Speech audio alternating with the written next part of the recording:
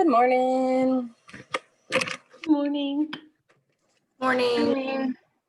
I just sent you all an email with a handout. I'm going to try to send it in the chat too, but we know that that's been inconsistent.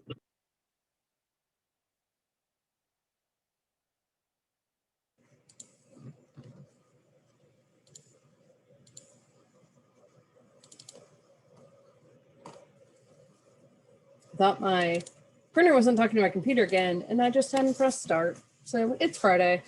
I did get the scan. All right, looks like it's actually sending through the chat too. So if you want to look at it that way, you can.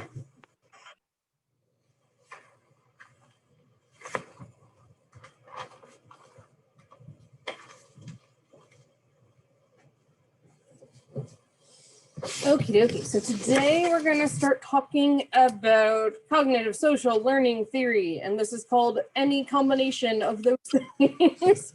We just can't always agree on names in psychology for things. It's a little annoying, admittedly.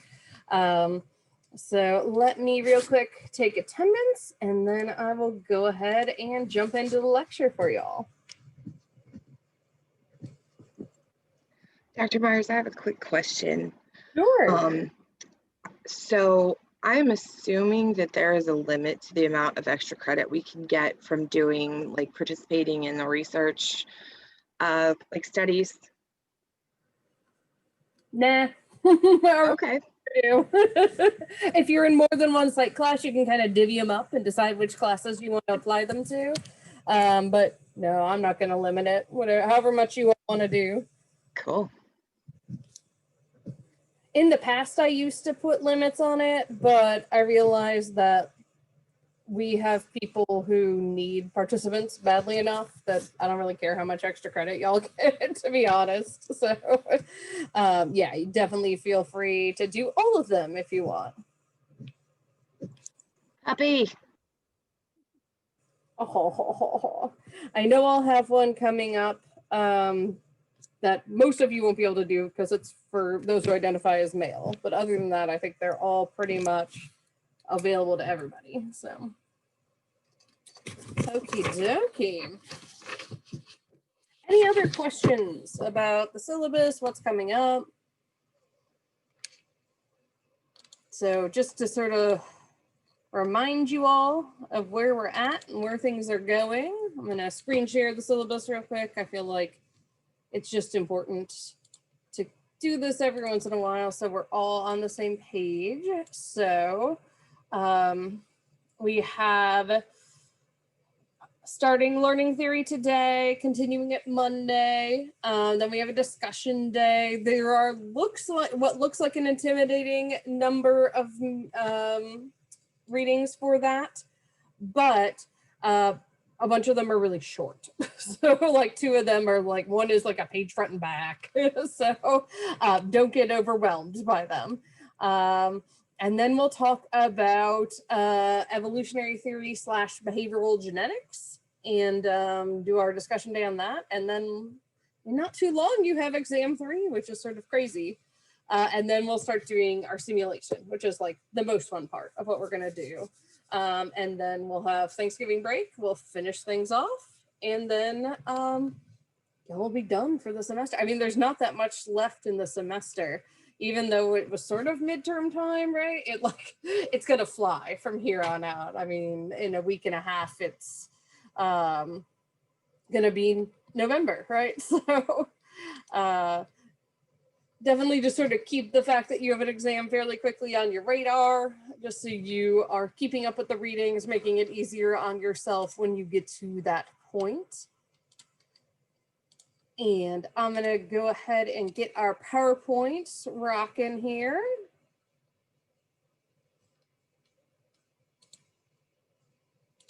There we go. All righty. Go ahead and screen share it.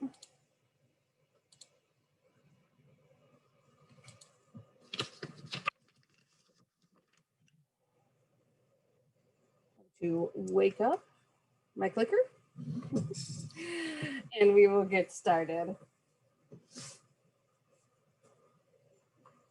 So learning theory, we'll talk about in general here, but we're also going to talk about the therapies that have developed for it.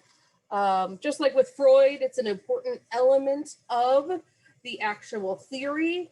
It's also the type of therapy that I did the most often when I was practicing during graduate school. So I know quite a bit about it. So the theories that we'll discuss today really are the intersection of, there we go, all of these different things. So learning theory, so if you've taken cognitive or if you remember way back, right, to intro psych, some of the stuff might be familiar for you. So we're talking about, you know, how do you learn? How do you get people or animals to learn? We'll think about information processing. How do we compute information as it comes in? There's some social psych in here in terms of how do we interact with those around us. Behavior therapy, as I mentioned. And then also this like trait theory is very steeped in research. This is a very empirically based method. They're forever doing research on this. So definitely a lot of good data here. I'm just gonna, it's a little dimmer than usual today. So I'm gonna make it so I can read my notes. Always good. All right, so there are some key features of this model that will become more clear as we go through the lecture. So key feature one is the APBC model. And you'll see as we go through the different theories, the different theorists, that everyone sort of has their own version of this, but it's all based off this model. So the A is antecedent, or I've also heard it called activating event or activating situation. So it's sort of like, what is the thing that started this whole process, right? Is it, you know, something as horrible as a trauma? Is it that you had a bad interpersonal reaction or interaction? You know, is it the loss of someone you love? Is it, you know, some sort of other, maybe seemingly innocuous situation that really had a key thing for you? The P is the really important component here. It's what the person themselves, that individual, brings to the situation. So a lot of this model is about how we interpret those antecedents and how that impacts what we do. Then there's the behavior that we do in response. You know, do we ignore it? Do we, you know, break down and cry? Do we start avoiding things? And then there's the consequences of whatever behavior we exhibit, right? And some of these might be internal, where if you avoid a situation that makes you anxious, you don't feel anxious, you don't get all those physical symptoms that go with anxiety. I don't know about you all, but I've been having like occasional times where I just feel like this sinking feeling of dread, right, during the pandemic. And there's like a physiological reaction I get with that, right? Like my stomach starts getting upset. I feel almost like this, like, I don't know, pins and needles sensation throughout my torso, right? And so if you can avoid that, you might make efforts to do so. And also external consequences. Are you reinforced for that? Do other people treat you differently when you act that way? Or are you punished? Do other people avoid you, perhaps? Another key feature, which I already sort of alluded to, is the experimental approach. So there's a real insistence within this theoretical framework on validating evidence. The idea is like, it doesn't really mean anything unless there's evidence to support it. So they really want clear syntax, clear ways of explaining what's going on. They want testable hypotheses. You can start to see some of the contrasts to Freud, for example. And they want attentions to semantics and how we operationalize these terms. And we'll see this becomes very important for this model. It's very different from other models, as I mentioned, particularly psychodynamic, but also humanistic, for example. And then key feature 3 is the importance of cognition. So the field of cognitive psychology really focuses on elements of how we think. So it's things like attention, memory, things along those like learning. So cognitive psychology, which this partially stems from, sees people as active information processors. It's not just like information in, information out. We actually do something with that information once we get it. So it talks about encoding, so getting that information in a way that makes sense to us, storing it if it's important enough for us to put it in long-term memory, right? We're going to do that. And then retrieval, being able to get it out of long-term memory when we need it, right? If you've ever studied for something and been on a test and been like, oh, I can see the page it's on, but I can't read it, right?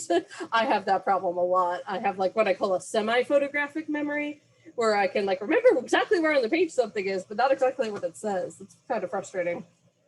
So retrieval's a really important part that I think sometimes gets like washed over. And then application, how do you, once you've got that information out of memory, how do you apply it? How do you use it to guide your behaviors?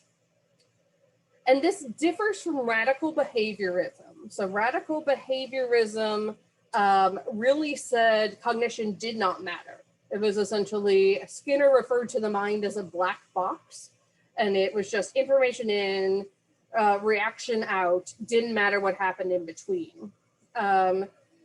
So in order to understand the difference between cognitive social learning theory and basic behaviorism, we'll go over what radical behaviorism actually believes first by briefly reviewing learning theories.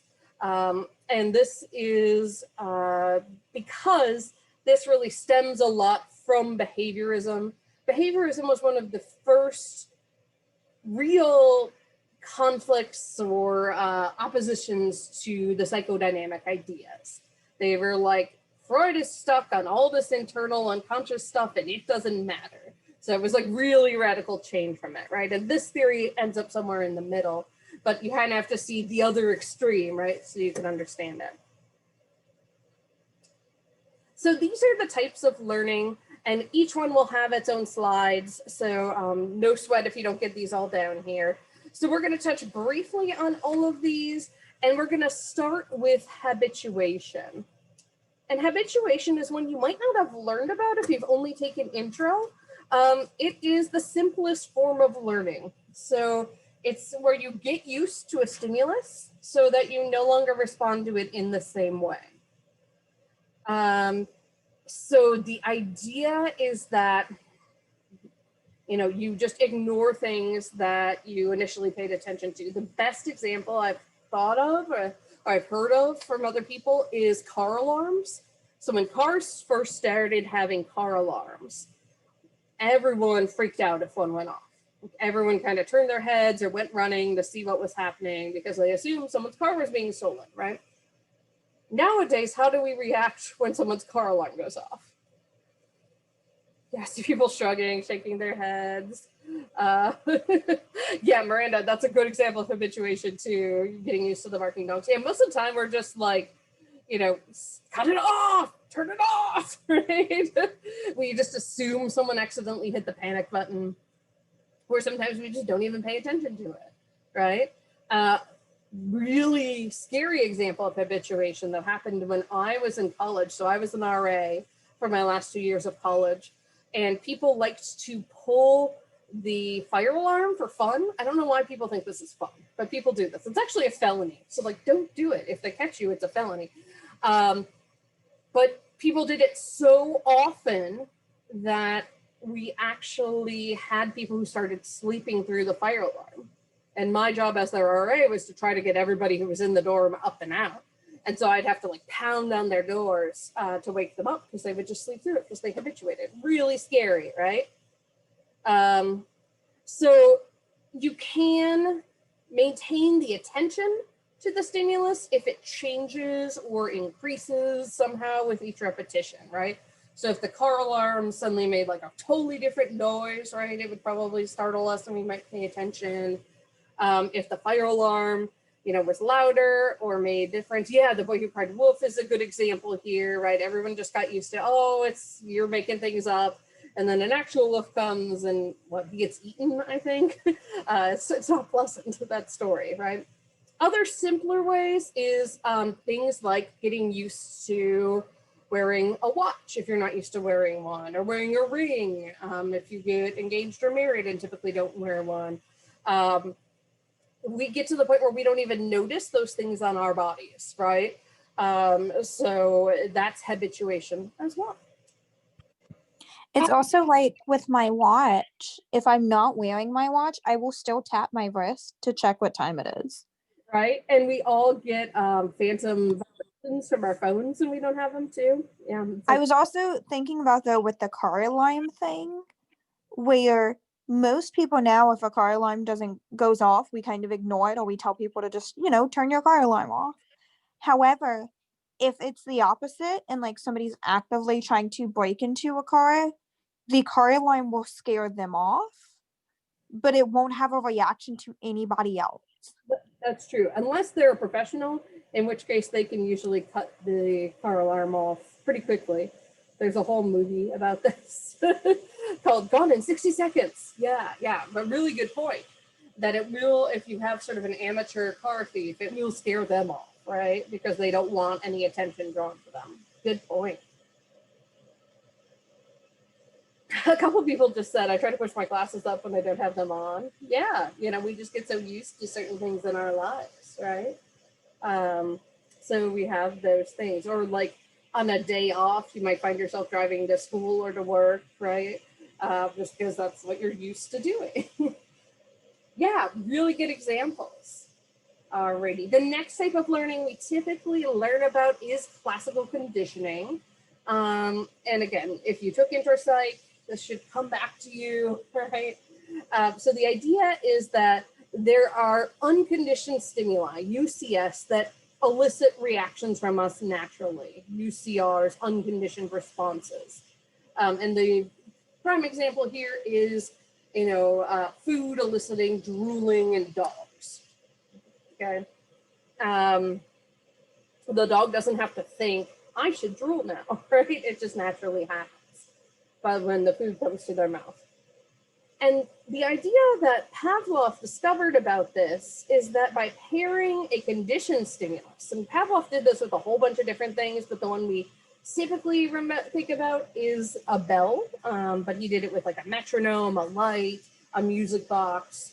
But if you ring a bell every time you give the dog food, right, then the dog will start drooling when it hears the bell, because it's made that association. And this is actually something he discovered on accident. It was the dogs started drooling when they heard the footsteps or saw the techs, the lab techs who usually fed them. And so he was like, ooh, if this happens that way, I wonder if I could make this happen. Pavlov was actually studying digestion.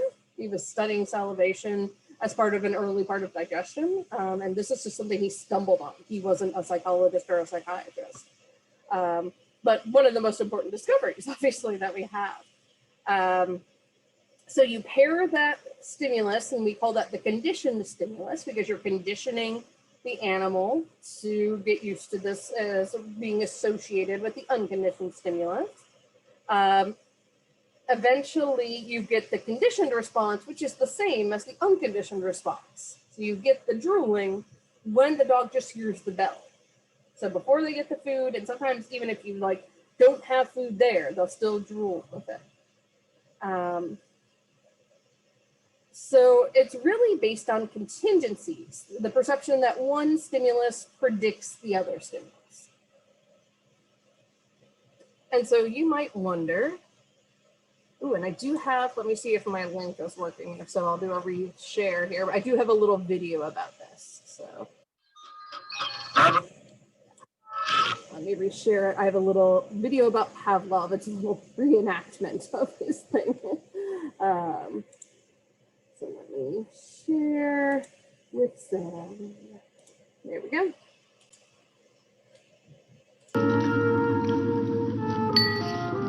Pavlov's aim was to discover what caused saliva to flow. He rerouted the salivary ducts to the outside of his dog's cheek so that he could collect and measure the spittle. Perhaps, he thought, the production of saliva might be the result of a fixed nervous reflex, like a knee jerk. 5 минут 42,5 секунды. After taking many measurements of spittle, he confirmed that the dogs drooled automatically when their tongues touched food. He called the response the salivation reflex. 4,5. Хорошая собачка. Я предлагаю поменять собаку. But his work started to run into trouble. As his dogs became familiar with the experimental routine, they started to fill their cheek tubes before Pavlov had a chance to stimulate their tongues. The dogs were learning to anticipate food. Pavlov tried a new technique.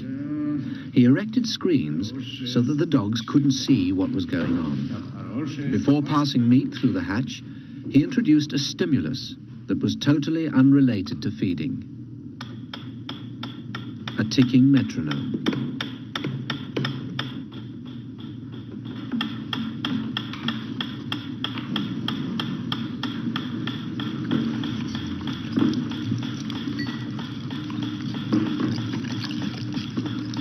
At first, the dog dripped saliva into its cheek tube only when the food appeared.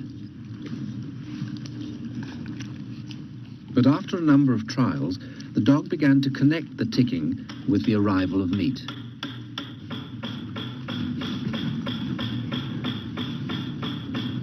Soon, the sound alone made the dog drool.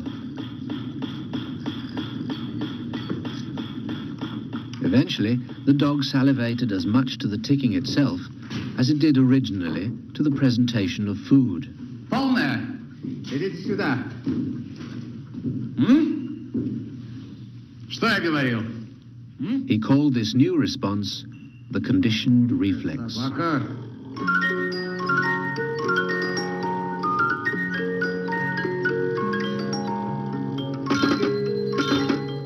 Whatever the stimulus, his dogs could soon be conditioned to produce saliva.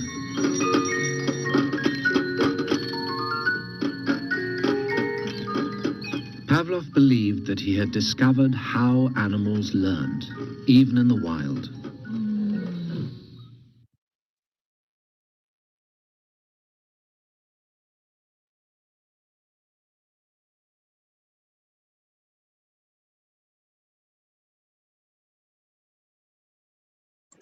You're muted.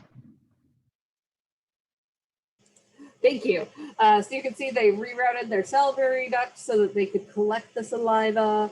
And I loved the closed captioning on the Russian. We're just like straight up. But that I always think that's really helpful to get a better idea of how this would have happened. The only thing I don't like about that video is at the end where he's like using all the stimuli at once. He didn't do that. He just tried different ones one at a time. All right, so how can classical conditioning be applied to something as complex as personality? Well, so basically here it's about SR, or stimulus response associations. So the idea is that everything is based on stimulus and response, and the responses are to environmental stimuli. And the patterns are idiosyncratic, so everyone is going to react differently, and that's how you get personality differences. This idea still does have influence today, and in particular, Dollard and Miller were learning theorists who took an extremely, not psychoanalytic, but sort of experimentally analytic approach to this. And they were very concerned about internal processes. So again, taking the ideas that the mind is a black box and being like, no, something matters, something happens in the mind, but what is it? And so they said, how do you account for the complicated processes that go on inside your brain? And they assumed that the processes inside the head follow the same stimulus response laws that you can actually see overtly, like, you know, dog Dog gets bell, dog salivates, right? Person sees situation, person reacts. And so they said some stimulus, external stimulus, the capital S, elicits a response in your head. And then they said there's a chain of responses, right? Something goes through all of our neural networks in the brain. So they're like stimulus response, stimulus response, stimulus response. And these are all in lowercase because they're happening inside. They're not directly observable. It's a chain of responses inside the head. And then there is an external overt response that we can see, but that has to be, again, you know, our brain tells our body how to react or what to say. So the idea is you take what we can directly observe and you sort of assume that's what's happening in the brain. And I think there's some element of truth to this if you think of the stimulus responses as sort of neural connections, right? But I think that with neuroscience and neuropsychology and neurobiology, we're learning things much more precisely in terms of how these things work now. All right, so operant conditioning, and this is B.F. Skinner up in the corner. And so he was really one of the biggest names in behavioral theories. He was the one who said the mind is a black box, it doesn't matter. He wouldn't have cared what Dollard and Miller were saying. He only cared about the capital S and the capital R. He only wanted to look at things you can observe. And so his idea of operant conditioning was that the likelihood of a response is increased or decreased by virtues of its consequences. So you can determine whether someone or some animal will repeat a behavior based on whether it's rewarded or punished. So reinforcement is used to get a behavior to occur more often. So reinforcement, you're trying to get a behavior to occur more often. So there's a couple different ways you can do each of these things. You have positive and negative reinforcement. Now here, these terms positive and negative are not moral. They're not like good and bad. They're just mathematical. So positive means you add something that wasn't there before. Negative means you take something away that was there before. So positive reinforcement is giving something desirable to make a behavior occur more often. So you give something that the being, human, rat, what have you, wants to make that behavior occur more often. Easiest way to think of positive reinforcement is dog training, right? So if you're teaching your dog to sit, you give them little treats, right? Every time they initially do it. Eventually you might move away and like do a clicker training, and then you're getting like secondary positive reinforcement. But initially it's, they sit, here you get a treat, right? And that's how you get that behavior to occur more often. Another example would be if a kid is nice to their sibling, you might give them candy each time, right? You might not want to do that because of cavities. But, oh, and speaking of cavities, if you think about when you go to the dentist's office, how you get a little prize afterwards as a kid, that's positive reinforcement, right? They're trying to make positive associations with an experience that most kids don't necessarily like. Negative reinforcement is the idea of taking something undesirable away to get something to occur more frequently. So here, right, the kid is nice to their sibling, and you say, well, instead of setting the table tonight, I'll do it because you were so nice to little Jimmy, right? So you're taking away something they don't like. And this comes into play for sure in psychopathology. So for example, a lot of anxiety is avoidance of situations that make you anxious. And that works on negative reinforcement, because when you avoid the situations that make you anxious, you don't feel anxious, you don't get all those negative emotional and physical consequences, right?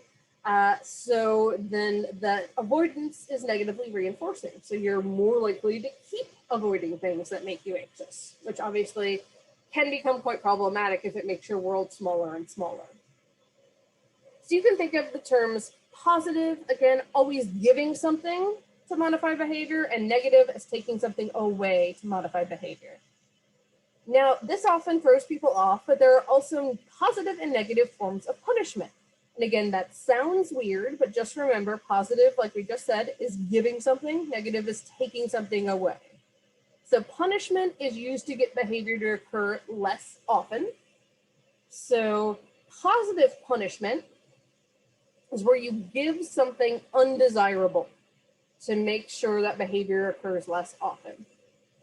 So bad example, but like good example in terms of, you know, this meets the criteria of what is positive punishment is spanking, right? Don't recommend it. There's a lot of psychological research that shows how damaging it is, but that is an example of positive punishment. You can obviously think of other things as well.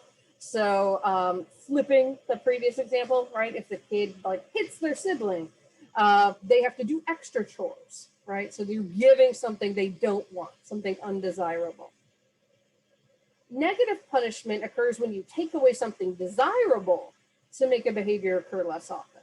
So in this case, they hit their sibling and okay, you can't watch Paw Patrol today, right?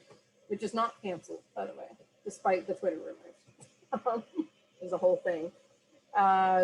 So essentially, the idea related to personality here is that punishment and reinforcement determine observable behavior, right? So we are going to learn things based on that. So Skinner, like I said, we're going to see the APBC model over and over and over. Here's Skinner's version. If you remember, Skinner doesn't care about the person element of it. He only cares about what we can directly measure. So he believed you have just the A, the B, and the C. You have the antecedent, whatever stimuli that is, context. Then you have the behavior, how the organism reacted, and the consequences of that, and whether they're punishing or reinforcing. So antecedent, you tell your dog to sit. Behavior, they sit. Consequence, they get a treat. Simple, right? So there's also something that comes out of this called a functional analysis, where you would carefully do these ABCs to figure out what was going on. So for example, to find out about something like ADHD, for example, you'd get the idea, oh, I want to watch this, and you'd observe behavior in context and observe how others react. So one of the things that happens with ADHD is it often gets unintentionally reinforced, the hyperactive part of it, because they get attention. So even if it seems like negative attention, it's still positive reinforcement because you're adding something they want. They want attention, right? So even if like the teacher's yelling at them, it still might be the only time the teacher talks to them all day, right? So then they start acting out more. So there's some examples there. People later added the P, saying you need to understand the person's motives and what they bring to the situation. But like I said, Skinner didn't care. Skinner did the majority of his research in animal models, particularly rats and pigeons. So he chose pretty simplistic things that you could look at. Okay, where we start to get into the social part of this is observational learning. And this is a set of processes by which the behavior of one person, the observer, changes as a function of exposure to the behavior of another person, who Bandura called the model. So the idea here is that we learn by watching other people, and we learn by watching what consequences they face. So, if someone else gets punished for doing something, we're probably not going to do that behavior, right? But if someone else gets praised for it, then we might imitate them. So that's one of the effects, imitation or copying, that comes out of this, right? And you see this if you've been around little kiddos, right? They do this with their parents. They do this with other kids. They start to, do that. When Quinn started her new school, there must be another kiddo in the class who likes to pick up their shirt and show their belly. This is not something she ever did, but now she does it all the time. And we're like, fine, whatever. It's funny. But clearly she learned that by copying, right? That's not something that she probably just came up with. And then facilitation is rule learning, right? So we learn what's acceptable, what's not acceptable by watching what happens to other people when they engage in these things. So there are different forms of modeling. Live is watching a person right in front of you actually doing it. Symbolic is looking at something a little more abstractly, like TV or a movie, YouTube video, what have you. So it's like other representation. And then imaginal is where you literally imagine someone else doing the activity in your mind, probably based off past observation. And so this really stems from, a lot of this theory stems from Bandura's classic Bobo doll experiments, and I'm guessing this link is broken. All right, so let me, I told you to pause. Okay. So this is, and you may have seen this in other classes, this is the famous Bobo doll experiment, which Bandura himself will explain to you.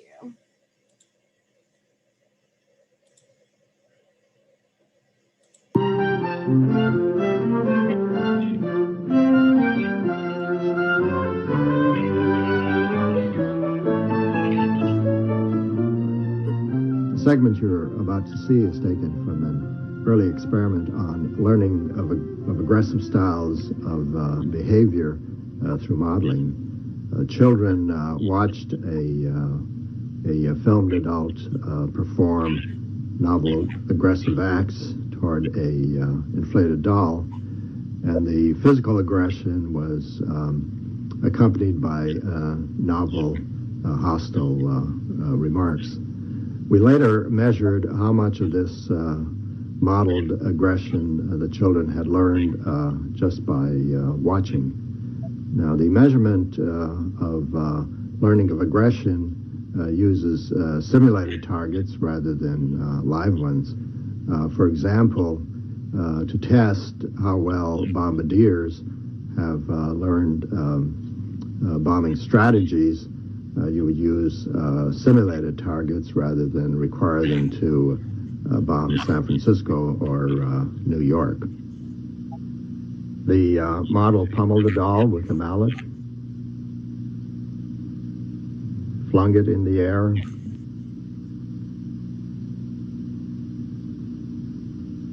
kicked it repeatedly,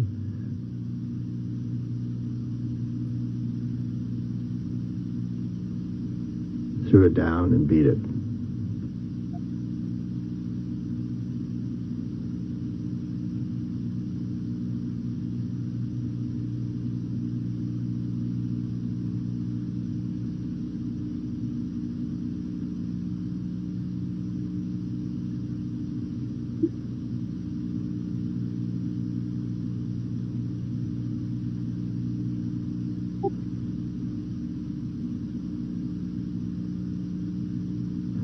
It was once widely believed that seeing others vent aggression would drain the viewer's aggressive drive. As you can see, exposure to aggressive modeling is hardly cathartic.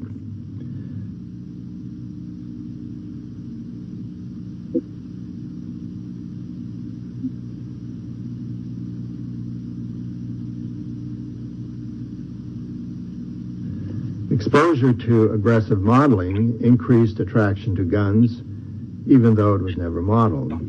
Guns had less appeal to children who had no exposure to the aggressive modeling. The children also picked up the novel hostile language.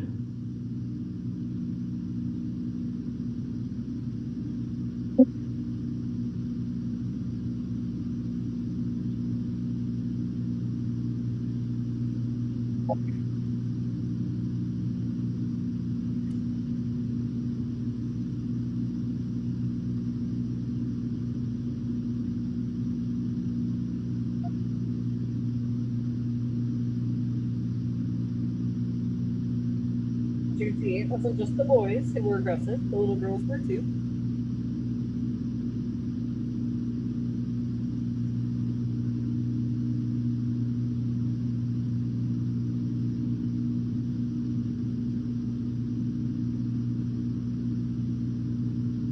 The room contained varied play materials, and children could choose to play aggressively or non-aggressively.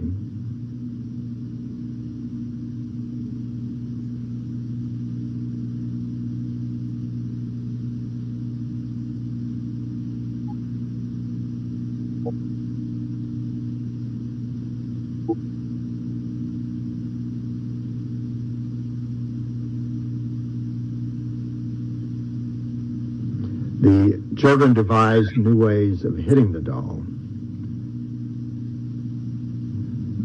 Now, the object of interest was the novel aggressive acts, not punching the doll. Children in the control group who had no exposure to the aggressive modeling never exhibited the novel forms of aggression. And here's a creative embellishment. A doll becomes a weapon of assault.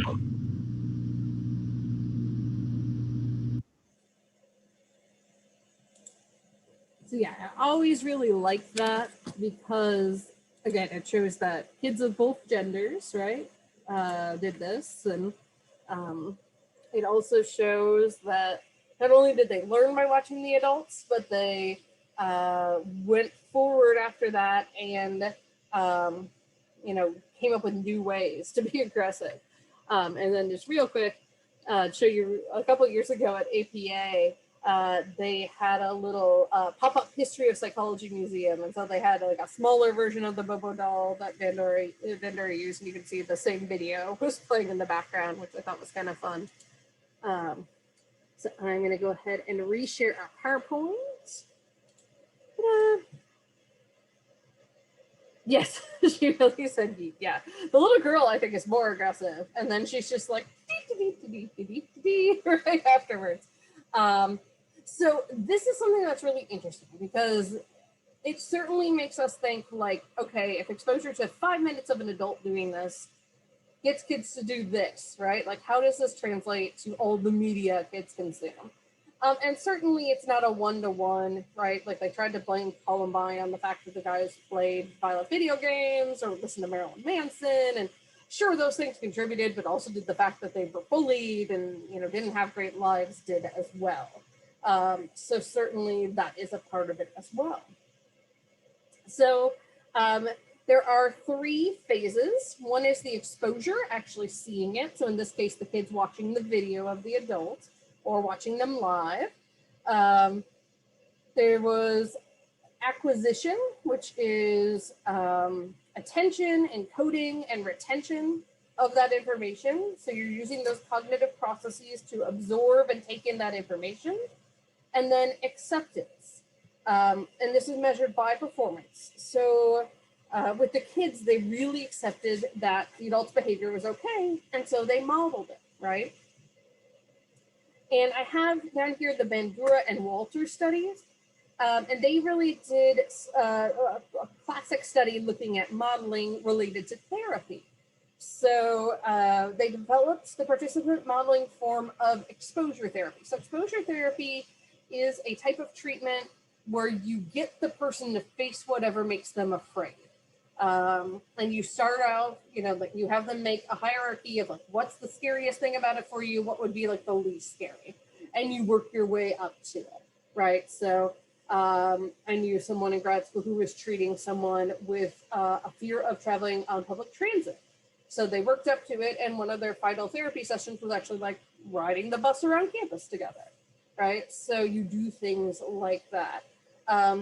And so what Bender and Walters did is they said, well, would it make it easier if we incorporated the therapist modeling the behavior we want? And so they did this with people with snake phobias. And when they do this with people with snake phobias, they use a boa, right? Something that's not actually venomous, not a cobra or something like this, right? And so they start by having the person who is the client watch the therapist interact with the snake. And there was participant modeling and guided participation. So the model guides them in graduated fashion to, work from standing across the room to the snake to over many sessions, eventually being able to hold the snake themselves. And so this is called systematic desensitization, where you break it into steps. And part of what they did with the modeling was encouragement and reinforcement. So they were using, basic operant conditioning as well. So talk to them, encourage them, say it's okay or you're doing great, right? And the participants really were able to do it themselves over time. And it worked very well. It increased their ability to interact with the snake. And also the participants' self-efficacy, or like feeling like not only could they do this with the snake, but in general, they felt very confident in their abilities, which was very cool. And we find that with therapy in general sometimes, actually, that it tends to generalize to other things, which is really nice. So a little story about this. When I took this class as an undergrad, we actually read this article. And this was like before PDFs were readily available online. So we'd actually have to go to the library, and they had course reserve copies of these articles. And so we'd sit down and we'd read them in the library, take our notes, and then turn them back in. And the copy I got, so anytime you do a therapy thing, you're going to have people who just drop out for whatever reason. They don't like the therapy, other things come up in their lives. And so I think there were like 3 or 4 people who dropped out, which is actually pretty good for a therapy study. And someone had written in the margin, bitten by snakes, like the snakes got them. Not the case, but I just thought that was really funny in the moment. So the next thing we're going to do is actually a pretty complex model. And so I don't want to try to rush that into like our last 3 minutes of class here. So we will do that on Monday instead. Any questions that have come up based on what we've talked about so far today?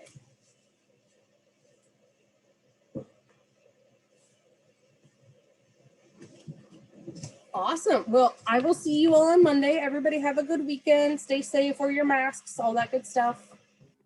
If anyone wants to see Red, we're gonna. Come here, baby. Oh, so cute. Every Friday I have a class study because if I have a chance to do class and socialize a dog, I will. Yeah, She's a really shy baby. So shy. I had to carry her in here because she refused to walk. Aw. She's adoptable. Come visit her. Bye.